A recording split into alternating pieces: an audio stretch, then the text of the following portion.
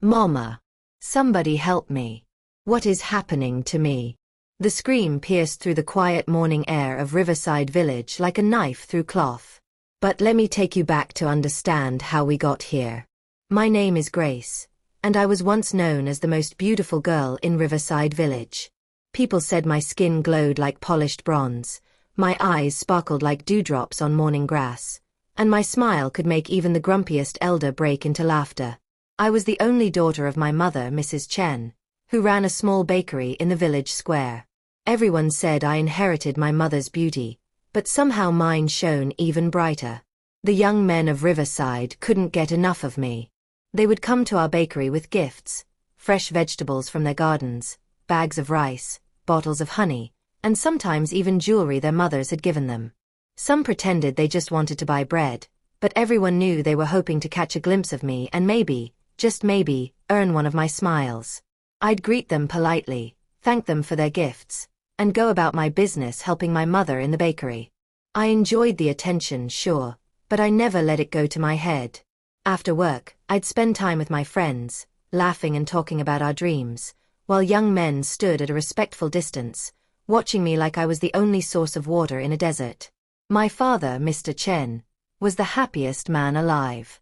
Whenever he went to the community center, young men would rush to buy him coffee, hoping he'd consider their marriage proposals. Father would pat his round belly and laugh heartily, saying, "Ah, you all want my Grace? You'll have to work much harder than that." He'd accept their offerings, munch on the snacks they brought, and laugh some more while the young men pleaded, "Mr. Chen, please. I can offer you anything, livestock, land, whatever you want." Meanwhile, across town in a modest apartment, my stepsister Lily was burning with jealousy. Lily was also attractive, with smooth skin and a pleasant face. But people barely noticed her. Men would walk right past her to greet me, and this made her blood boil. She'd complain to her mother, Mrs. Park, "Mom, I'm just as pretty as Grace, maybe even prettier. But look how men bring her gifts like she's some kind of celebrity. I bet she's using some kind of charm on them." Mrs. Park would sometimes wave her hand dismissively. "Forget about her, dear.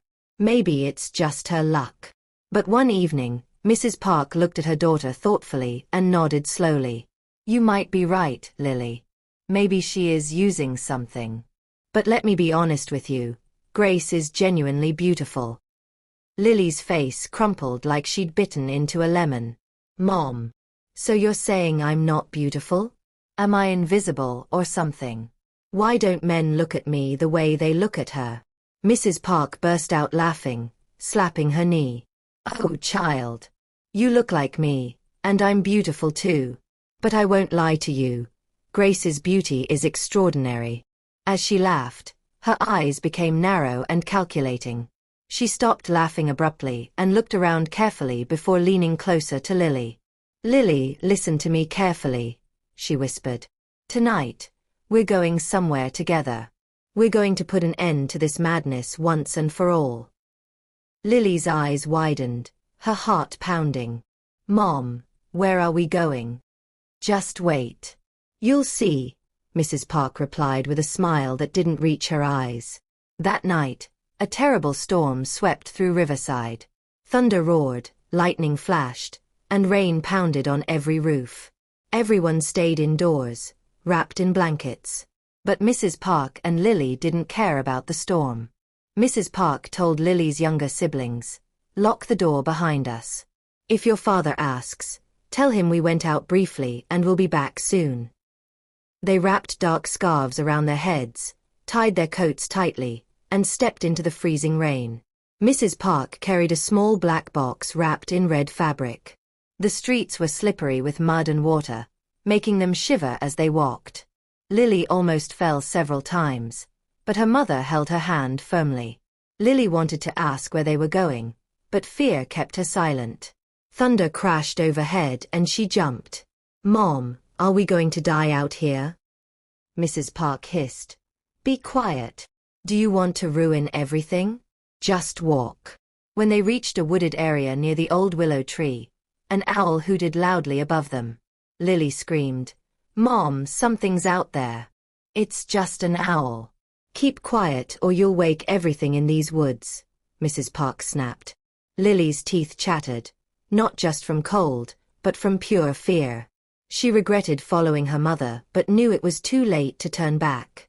She prayed silently, God, if I survive this night, I'll never follow Mom on her nighttime adventures again. They finally reached a clearing where the rain didn't penetrate because of thick tree cover.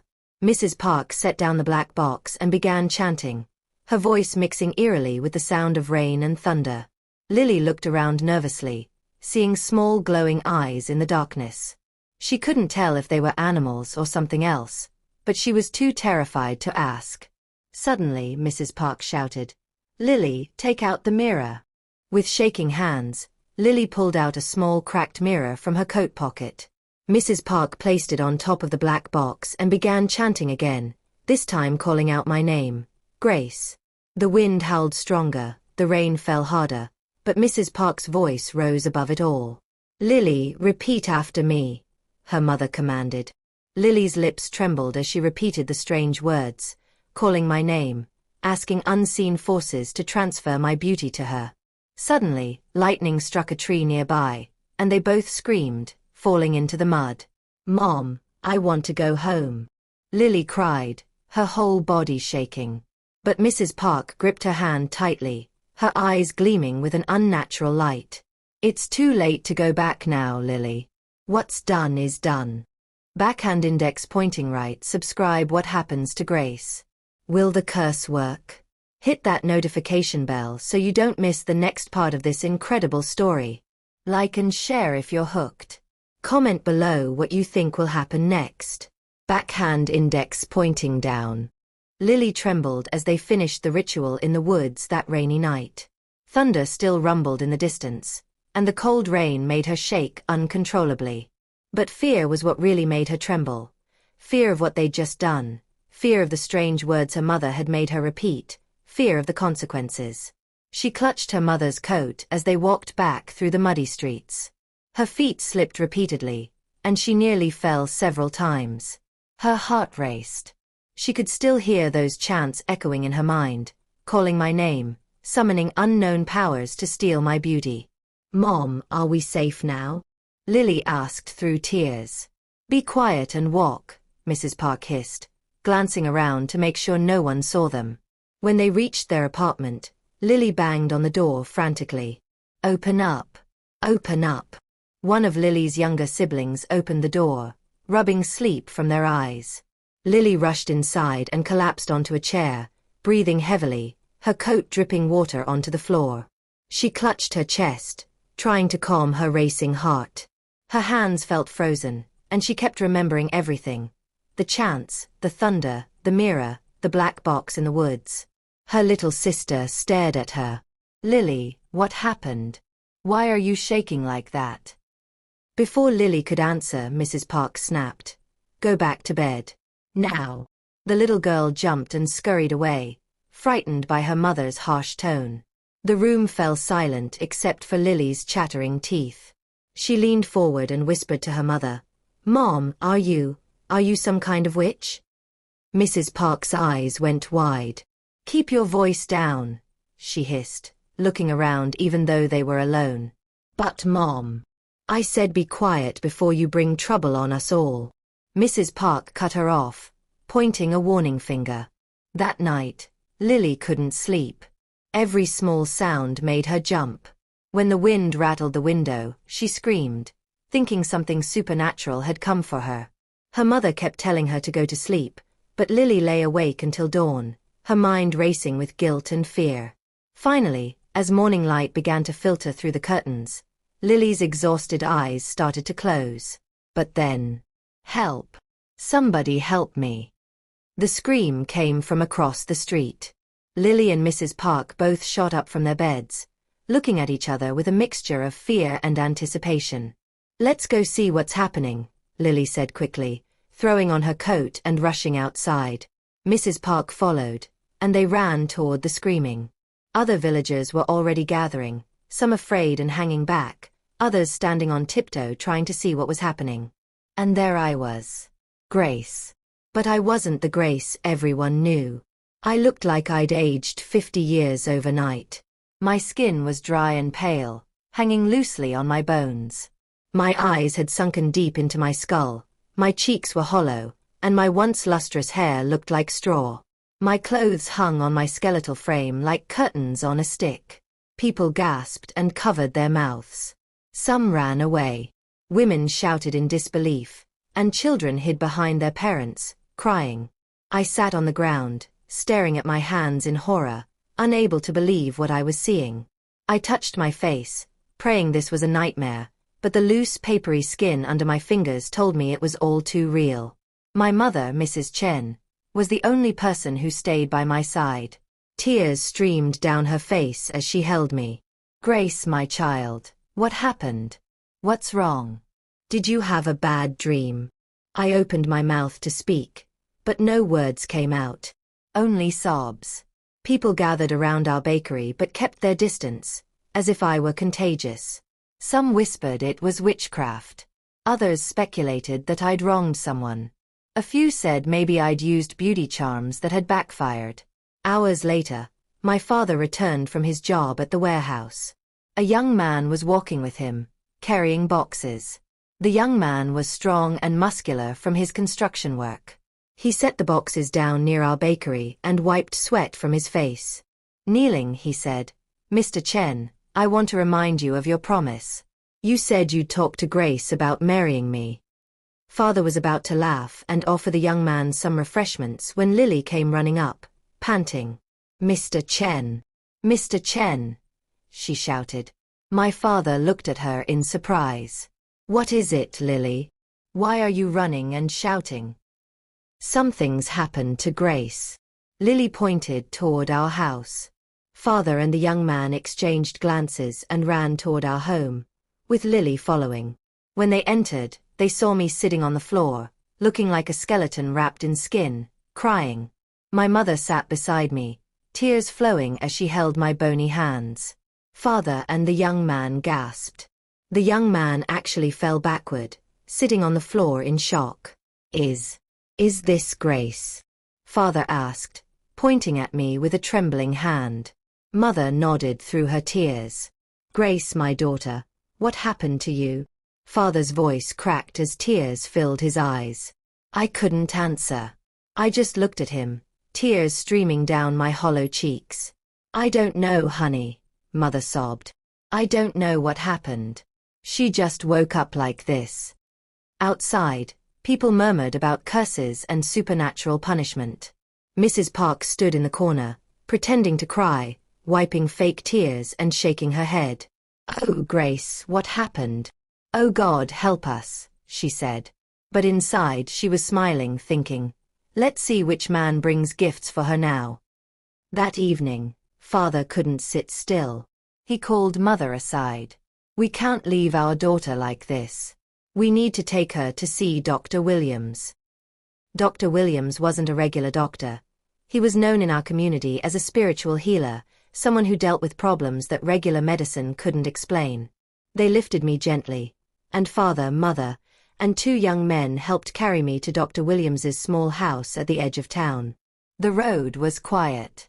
People peeked from their windows as we passed, whispering and shaking their heads. When we reached Dr. Williams's house, he was sitting outside, wearing traditional robes with various amulets around his neck. His eyes were sharp and piercing. He looked at me and slowly shook his head. They laid me down, and Dr. Williams brought out his divination tools, crystals, cards, and small bottles filled with herbs. He began his ritual, studying the patterns carefully. Father and Mother waited, holding hands and praying silently. After a long time, Dr. Williams sighed deeply. "I cannot see exactly who did this or how it was accomplished," he said, looking at my parents. Mother began crying. "Please, help us. I can't lose my only child." Dr. Williams raised his hand. "Calm yourself. I do see a solution." He paused, letting his words sink in. "Until Grace finds true love, she will remain like this." Father and Mother looked at each other in confusion. "I don't understand," Father said. "If she finds a man who truly loves her, A man who loves her enough to marry her despite her appearance. She will return to her former self, even more beautiful than before, Dr. Williams explained. They all looked at me, crying softly on the mat. Father wiped his tears. But how will we know who truly loves her now that she looks like this? Dr. Williams stood and looked at them solemnly. Time will reveal everything. True love shows itself when tested. Mother and I returned home from Dr. Williams's house, both of us unable to stop crying. She held me close, wiping tears with the edge of her shirt, but her own tears kept falling. My daughter, please don't cry, Mother would say, but her voice would break and more tears would stream down her face. I'd look at my skeletal arms and withered legs and cry even harder. Mom, why me? What did I do to deserve this? Which man in his right mind would love someone who looks like me? Every day, Mother would make herbal teas and soups, trying to build up my strength. I'd sip them slowly, my tears mixing with the bitter liquids. Weeks passed, and I could finally walk on my own, though I still looked like death walking. Children in Riverside Village would see me and run away screaming. One morning, Mother and I stepped outside to start the day. We were about to fetch water when we heard loud voices and laughter. We turned and saw a crowd of young men gathered in front of Mrs. Park's house. Each one carried gifts, vegetables, rice, cooking oil, fish, and expensive chocolates. Mrs. Park, please let me marry Lily. I love her, one young man shouted, holding bags of rice. Another pushed forward. No, I love her more. Look what I brought, premium cooking oil and imported fish. The men argued amongst themselves, trying to outdo each other. One promised to buy Lily a car. Another said he'd build her a house. The noise was deafening, and the young men looked desperate to win Lily's favor. Mother and I stood there with our mouths hanging open. We couldn't believe our eyes. All the men who once pursued me had now turned to Lily. I turned to Mother, tears welling up. Mom, are you sure Mrs. Park doesn't know something about what happened to me? Mother looked at me, sighed, and shook her head. Grace, Mrs. Park might be difficult, but I don't think she'd do something this evil. But deep down, I could see Mother was beginning to wonder too. Just then, the young men noticed me standing there. They all stopped shouting, looked me up and down, and burst into cruel laughter. Ha! Grace, your time is over, one shouted. When we brought you gifts, you acted like a queen. Look at you now, another added. You're like a broomstick. Nothing but bones. They laughed so hard some of them doubled over. The sound of their mockery pierced my heart like knives. Tears flooded my eyes, and I turned and ran back inside, sobbing. Mom, they're laughing at me. They're all laughing at me. Mother rushed in after me and held me tight. Don't listen to them, sweetheart. Please don't listen. But tears rolled down her face too. Outside, the laughter continued. Lily emerged from her house wearing a brand new dress, her shoulders back like a proud peacock. She looked toward our bakery, made a disgusted sound, and walked past without even a greeting. Skeleton, she said loudly enough for everyone to hear. The young men laughed and followed her like puppies following treats. From that day on, Lily would deliberately walk past our bakery every morning, wearing expensive clothes and designer accessories, completely ignoring Mother and me. Sometimes she'd glance at me and laugh, saying, "Skeleton," just loud enough for me to hear. I'd sit in the corner, hugging my knees, crying silently. I'd cover my face whenever people passed so they wouldn't see me. A few days later, Father came home from the community center. His clothes were disheveled, his eyes were bloodshot from drinking, and he staggered when he walked. He pushed open our door and entered. Mother was cooking watery soup with small pieces of fish she'd borrowed from a neighbor. "Welcome home, honey," Mother greeted, wiping her hands. Father didn't respond right away. He sat heavily in a chair and sighed. Then he looked at Mother with exhausted eyes. "I can't take this anymore." Mother looked confused. "What do you mean?" "Everywhere I go, people laugh at me," Father said, rubbing his face roughly. At the community center today, they laughed and said, "Look at Mr. Chen. His beautiful daughter looks like a ghost now." They laughed, and I couldn't even enjoy my coffee in peace. Tears gathered in Mother's eyes. "What do you want me to do?" Father looked at her and said, "Take Grace to your hometown. Let her stay there. Lily's wedding is coming up, and people will travel from far away. I don't want them to see Grace looking like this." Mother felt like she'd been slapped. She couldn't believe what she was hearing. "So you want me to take Grace away from her own father's house because of Lily's wedding?" Father nodded. "Yes. It's for the best. I'm tired of the shame." Mother's lips trembled. "You're choosing Lily's wedding over your own daughter?" Father looked away, unable to meet her eyes. In my room, I heard everything.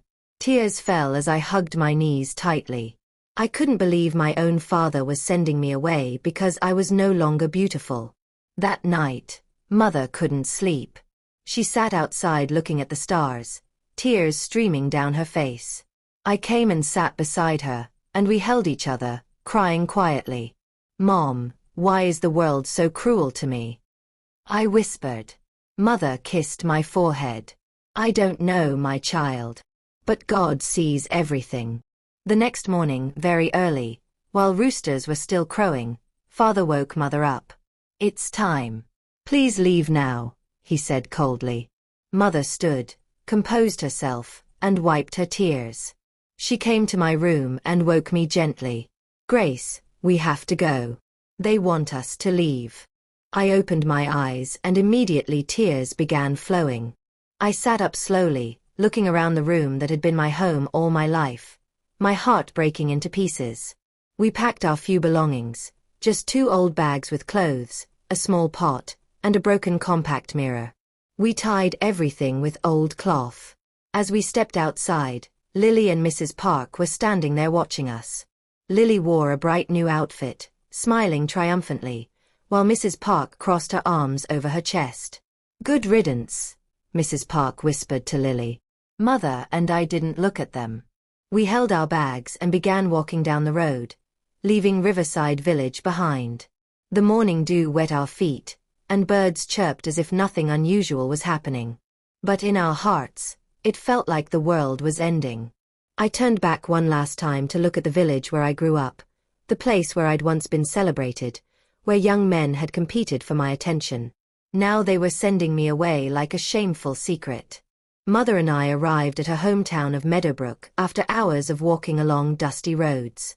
Our legs ached, our feet hurt, and our hearts were heavy with sorrow. Mother led me through the small village streets, carrying her bag on her head while I carried a smaller one. I covered my head and part of my face with a scarf, but even with the covering, my skeletal body and withered arms were visible.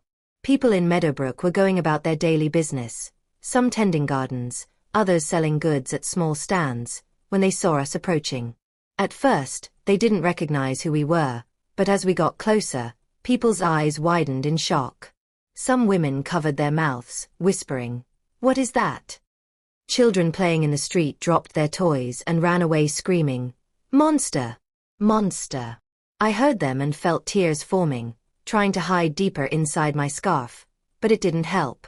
People still stared and moved away from us, creating distance as if I carried a plague. Mother squeezed my hand. "Just keep walking, Grace. Don't pay them any attention." We finally reached my grandmother's old house, now empty with cracks in the walls and weeds growing around it. Mother opened the creaky door with shaking hands, and we stepped inside. We dropped our bags and sat down, exhausted and silent. I looked around the small room, remembering stories Mother used to tell about how grandmother would cook delicious meals here. Now it was dusty and abandoned, and I sat there like a shadow of my former self. We hadn't even caught our breath when a tall man wearing an official uniform and carrying a clipboard arrived. He was one of the village council members. "Good afternoon," he said in a formal voice. Mother stood quickly. "Good afternoon, sir. The village head wants to see you and your daughter immediately," he said. Our hearts raced with fear. Why did the village head want to see us so soon? Had we already caused trouble? Mother adjusted her clothes and held my hand. Let's go. As we walked to the village hall, people followed us at a distance. Some carried small children, watching me as if I were some strange creature. Others whispered, "She looks like death itself." I heard everything, and though tears filled my eyes, I didn't cry out loud. I held Mother's hand tightly. We arrived at the village hall, a large building where the village head conducted official business. He sat in a high-backed chair, wearing traditional robes with ceremonial beads. When he saw me, he gasped and covered his mouth, his eyes wide with shock. People crowded around, pressing against each other to get a better look at me. The village head looked at Mother. "Woman, what has happened to your child?" Mother knelt with tears streaming down her face. "Sir, please forgive us for causing alarm. My daughter was once the most beautiful girl in Riverside Village, but something terrible happened to her. Her beauty disappeared overnight, and now people run from her in fear." She quickly explained everything: how men once competed for my attention with lavish gifts, how we woke one morning to find me transformed, and how my father sent us away because of the shame. The village head looked at me again, and his expression softened slightly. He sighed. "You may stay in Meadowbrook, but Grace must not frighten the villagers. She should remain inside the house at all times so people won't be afraid." Mother nodded gratefully. "Thank you, sir. We will obey." We returned to grandmother's house. From that day forward, I stayed indoors constantly. I'd only venture outside very early in the morning when it was still dark, or late at night when everyone was asleep. Mother would fetch water, cook, and go to the market to sell homemade goods to earn money for food. I'd help by washing dishes or cleaning inside the house, but my heart grew heavier each day. I missed seeing the sun. I missed laughing with friends. I missed being the Grace everyone had loved. One day, without warning, Mother fell terribly ill. She started coughing violently, and her body burned with fever. She couldn't get up from her bed, and her eyes remained mostly closed. She'd whisper weakly, "Water, water." I'd bring water, helping her drink with trembling hands. I'd never seen Mother so weak. I sat beside her, holding her hand, tears flowing freely. "Mom, please don't leave me," I'd cry softly. But Mother could barely respond. She'd only squeeze my hand weakly. For the first time since arriving in Meadowbrook, I had to go out alone to fetch water and buy medicine for Mother. Early one morning, I wrapped myself completely in a thick shawl, covering my head and face, and carried a large water container to the river. As I walked, people saw me and ran away, some screaming in terror. At the river, women were washing clothes and collecting water. When they spotted me, they shrieked, dropping their belongings and fleeing, leaving buckets and laundry behind. I stood there alone, my hands shaking, tears filling my eyes. I bent down and began filling my container, my tears dropping into the water. As I turned to leave, I noticed even children were hiding behind trees, peeking at me and running when I glanced their way. I walked home slowly, crying, carrying the heavy container while people scattered as I passed. Suddenly, a voice called out, "Wait! Let me help you." I stopped and turned slowly. Standing before me was a young farmer named David. He was tall with strong arms from working the land, and he had kind eyes that made people feel warm inside. David looked at me with genuine compassion. He didn't run. He didn't laugh. He smiled gently. "Give me that container. I'll help you carry it home." My eyes widened, my lips trembling. "Aren't you afraid of me?" David shook his head. "I know you're human. You need help, and I'm going to help you." I couldn't believe it. Slowly, I lowered the container, and David lifted it easily, balancing it on his strong shoulder. We began walking together. I walked beside him, my heart pounding. I kept glancing at him, wondering why he wasn't afraid, why he wasn't mocking me. As we walked, people peeped from their homes, whispering, "Is David crazy? Why is he walking with that creature?" But David paid them no attention. He turned to me and smiled. Don't listen to them. You're still a person, and you deserve kindness. Tears rolled down my face, but this time they were different. Tears of surprise and a tiny spark of hope. When we reached my house, David helped me set down the container. If you need help again, let me know. I'll be here. I looked at him, my voice shaking. Thank you, David. Thank you so much. David smiled and waved before walking back toward his farm. I stood there watching until he disappeared down the path. For the first time in months, I felt something I thought I'd lost forever. Hope. After David helped me that day, something shifted in my world. Mother's health slowly improved with the medicine I was able to buy, and though I still looked like a skeleton wrapped in skin, I no longer felt completely alone. David began visiting regularly. At first, he'd just drop off fresh vegetables from his farm at our door. Then he started staying longer, helping Mother and me with heavy tasks, repairing the broken door, fixing the leaky roof, chopping firewood. People in Meadowbrook thought he was insane. That young man has lost his mind, they'd say. Why would he waste his time with that creature? But David never listened to them. He'd sit with me in the evenings, telling me stories about his farm, making me laugh with silly jokes, treating me like I was still human, still worthy of friendship. Grace, he said one evening as we sat outside under the stars, can I ask you something? Of course, I replied softly. What were you like before all this happened? I was quiet for a moment, tears forming in my eyes. I was beautiful, David. Everyone said so. Men would compete for my attention. My father was proud of me. I had friends, dreams, a normal life. David nodded thoughtfully. You're still beautiful, Grace. I laughed bitterly. David, I look like death. Children scream when they see me.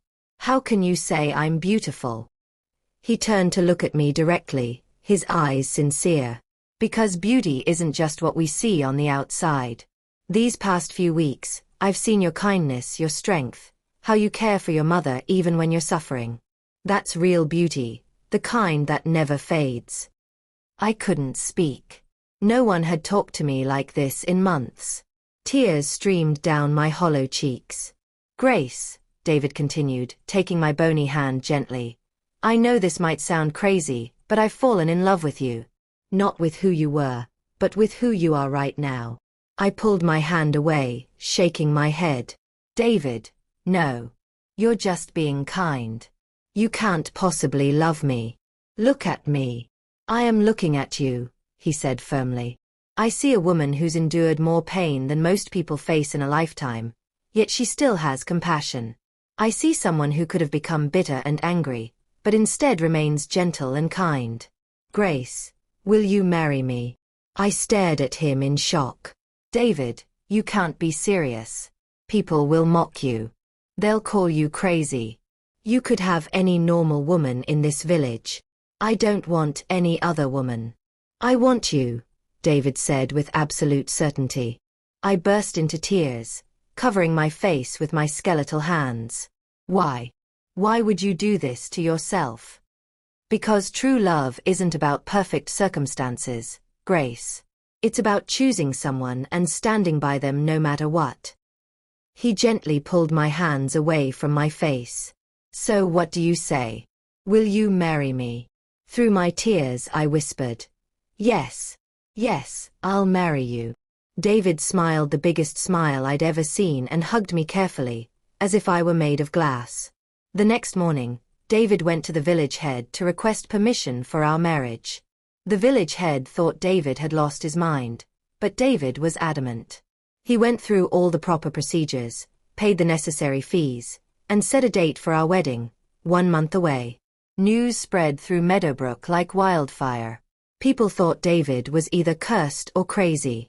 Some tried to talk him out of it. That thing will bring you bad luck, they'd say. But David never wavered. Mother cried when I told her, but these were tears of joy. My daughter, you found someone who truly loves you. Dr. Williams was right. As the wedding day approached, something strange began happening. I started feeling different. My body didn't ache as much. I had more energy. I noticed my skin didn't feel quite as dry. Mother noticed too. Grace, your face. It looks different today. I touched my face and felt something I hadn't felt in months. Smoothness. Not much, but it was there. Each day that passed, as David and I spent time together, I felt stronger. My sunken eyes started looking less hollow. My cheeks filled out slightly. Color began returning to my skin, little by little. David would visit every day, bringing flowers, telling me about his plans for our future. "I'm building us a small house on my land," he'd say excitedly. "It has windows facing east so you can watch the sunrise every morning. I want you to see the sun again, Grace. I want you to live in the light, not hide in shadows." His words made me cry, but they were healing tears. The night before our wedding, I looked in the broken mirror Mother had packed months ago. I gasped. My face, though still thin, no longer looked skeletal. My eyes had regained some of their brightness. My skin, while not glowing yet, looked alive again. "Mother," I called out. "Come look." Mother rushed in and covered her mouth in shock. "Grace. The curse. It's breaking." We held each other and cried tears of joy and disbelief. The wedding day arrived. I wore a simple dress Mother had sewn from fabric David bought at the market. As I prepared that morning, I looked in the mirror again and couldn't believe my eyes. My face had filled out even more overnight. My skin glowed softly. My hair, which had been like straw, now had a hint of its former luster. But I was still far from the beauty I once was. I was somewhere in between, no longer skeletal, but not yet beautiful. David arrived at our house with a small group of friends he'd convinced to attend. Most of Meadowbrook stayed away, still afraid of me or thinking David was making a terrible mistake. When David saw me, his eyes widened. "Grace, you look." "I know I'm not beautiful yet," I started to say. "You look radiant," he finished, smiling. Absolutely radiant. The village head performed a simple ceremony in our yard. Mother cried throughout. David's few friends looked shocked at my improving appearance. And I stood there, holding David's hands, unable to believe this was really happening. "David, do you take Grace as your wife, in sickness and in health, in poverty and in wealth, in ugliness and in beauty?" the village head asked. David looked directly into my eyes. "I do. In every circumstance, I do." "Grace, do you take David as your husband?" "I do," I whispered through tears. "Then I pronounce you husband and wife." As David leaned in to kiss me, something extraordinary happened. A warm sensation spread through my entire body, starting from my heart and radiating outward. It felt like sunshine flooding through my veins, like ice melting after a long winter. The few people present gasped loudly. I pulled back from David and looked at my hands. Before my eyes, they transformed. The bones filled out, the skin became smooth and glowing, my fingers became elegant again. I touched my face and felt full cheeks, soft skin. "The mirror," I shouted to Mother. "Bring the mirror." Mother ran inside and brought out the broken mirror. I looked into it and screamed. Not in horror this time, but in pure joy and disbelief. I was beautiful again. But not just as beautiful as before. I was more radiant than ever. My skin glowed like polished gold. My eyes sparkled brighter than stars. My hair flowed in thick, lustrous waves. Dr. Williams had been right. True love had restored me, and made me even more beautiful than before. Everyone present stood in stunned silence. Then Mother broke into loud crying, praising God. David just stood there with tears streaming down his face, smiling at me.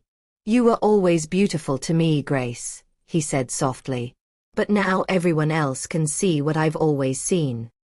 News of my transformation spread through Meadowbrook instantly. People who had avoided me now came to congratulate us.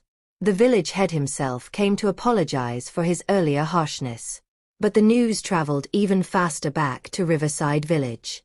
3 days after our wedding, as David and I were settling into our new home, we heard a commotion outside. A car had pulled up, an expensive one. Out stepped Father, looking older and tired. Behind him, another car arrived. Out came several people, including Mrs. Park and Lily. Father rushed toward me, tears in his eyes. "Grace, my daughter.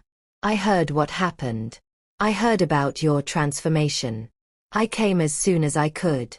Please, forgive me. I was a fool. I was weak. I sent you away when you needed me most." I looked at him, remembering the pain of that morning when he told us to leave. Part of me wanted to turn away. But I'd learned something important through all of this. Holding on to bitterness only hurts yourself. "I forgive you, Father," I said quietly. "But things can never be exactly as they were." Father nodded, tears streaming down his face. "I understand. I just needed you to know how sorry I am." Mother stood beside me, and I could feel her tension. She hadn't forgiven him yet, and I understood why. Then Mrs. Park and Lily approached. Lily looked completely different. She was no longer glowing with beauty. She looked ordinary, tired, almost sickly. The transformation that had been stolen from me and given to her had apparently reversed. Mrs. Park's face was filled with fear and guilt. She fell to her knees in front of me. "Grace, please forgive us," she begged. "It was me. I did this to you. I was jealous, bitter, and I did something terrible. I took Lily that night and performed a ritual to steal your beauty. But now the beauty is gone from her, and she's suffering. People mock her the way they mocked you. Please, is there anything we can do? Any way to fix this?" I looked at Lily, who stood with her head down, crying. I remembered all the times she'd walked past me, calling me skeleton, laughing at my pain. I remembered the young men mocking me while praising her. Part of me wanted to say, "Now you know how it feels." But I looked at David standing beside me, and I remembered what he'd taught me about love, forgiveness, and not becoming bitter. "Mrs. Park," I said slowly, "what you did was evil. You caused me and my mother tremendous suffering. You broke our family apart. But I've learned that curses, whether supernatural or emotional, only have power when we hold on to them." I paused, looking at Lily. "Lily, you participated in this. You mocked me when I was at my lowest. But I also remember when we were younger, before jealousy took root. I remember when we played together as children." Lily looked up at me, tears streaming down her face. "I forgive you both," I said finally. "Not because you deserve it, but because I refuse to let bitterness poison my life the way jealousy poisoned yours. I can't reverse what happened to Lily. I don't have that power. But I can release you from my anger." Mrs. Park sobbed loudly, and even Lily broke down crying. "However," I continued firmly, "forgiveness doesn't mean forgetting. You must live with the consequences of your actions.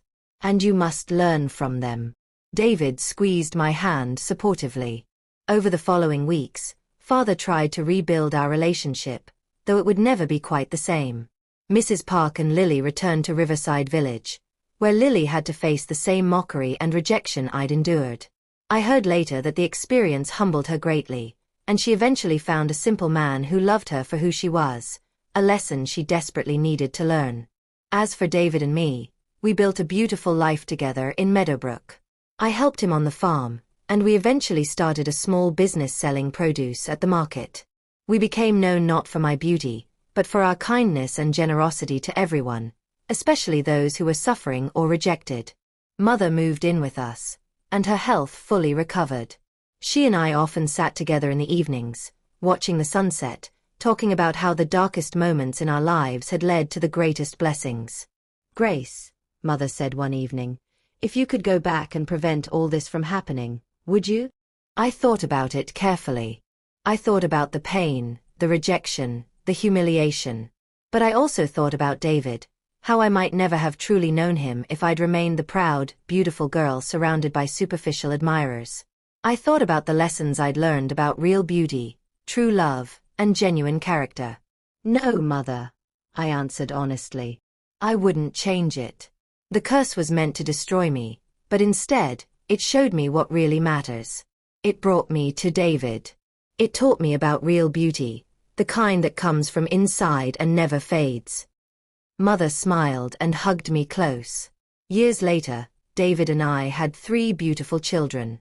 I told them this story when they were old enough to understand. I told them so they would know that true beauty isn't about perfect features or flawless skin. I told them so they would understand that the darkest curses can sometimes lead to the greatest blessings. And I told them so they would learn to look beyond the surface and see the real person inside. Remember, I'd tell them, love that's based only on appearance will vanish when appearance fades. But love that sees the soul, that kind of love breaks every curse and lasts forever. And it was true. David and I grew old together, and as the years passed and my physical beauty eventually faded naturally with age, our love only grew stronger. Because it had never been about how I looked. It had always been about who I was. That's how I learned that the most powerful magic in the world isn't witchcraft or curses or stolen beauty. The most powerful magic is true love, the kind that sees beyond the surface, the kind that chooses to stay when everyone else runs away, the kind that transforms darkness into light. And that magic can never be stolen. The end. Backhand index pointing right. Thank you for joining us on Grace's incredible journey. If this story touched your heart, please subscribe to our channel for more inspiring tales. Hit that like button and share this story with someone who needs to hear its message. What lesson did you take from Grace's story? Drop your thoughts in the comments below. Backhand index pointing down. For more powerful stories about love, redemption, and transformation, check out our playlist. And remember, true beauty comes from within, and true love sees beyond the surface. Stay blessed, stay kind, and we'll see you in the next story. Red Heart Sparkles.